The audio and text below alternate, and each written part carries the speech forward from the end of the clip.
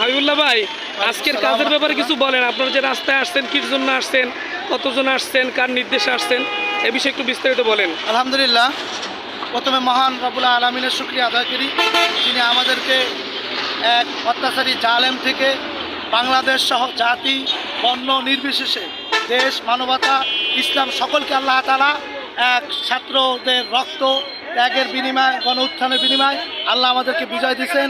এই বিজয়কে আমাদের রক্ষা রাখার জন্য আজকে আমাদের ইসলামী আন্দোলন বাংলাদেশ আমির পিসাব চরমনাই দামাত বরকতুমের পক্ষ থেকে সারা বাংলাদেশে আজকে ট্রাফিক পুলিশ আমাদের যে ট্রাফিকের কাজ করে বা আইনশৃঙ্খলা যে কাজ করে সেইটা তারা কাজ না করার কারণে আজকে পিসাব চরমনাই পক্ষ থেকে সারা বাংলাদেশে ট্রাফিকের কাজ এবং সাফ সাফাই পয় পরিষ্কার এই পুরা কাজটা আলহামদুলিল্লাহ ইসলামী আন্দোলন বাংলাদেশ মোস্তফাপুর ইউনিয়ন শাখা, জেলা, যুব আন্দোলন, শ্রমিক আন্দোলন ইত্যাদি যত আমাদের অন্য সংগঠন আছে সকলে আলহামদুলিল্লাহ স্বতঃস্ফূর্তভাবে এবং আনন্দ চিত্রে সকলে নিজের মনে করে সকলে ছাত্র সমাজের মিলা আমরা এই কাজ করতেছি।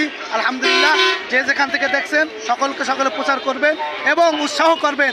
সকলে মিলা আমরা নতুন এক বাংলাদেশ গড়তে চাই, যেই বাংলাদেশে কোনো আর দুর্নীতি থাকবে না, দুঃশাসন থাকবে না, মানুষের প্রতিহিংসা থাকবে না।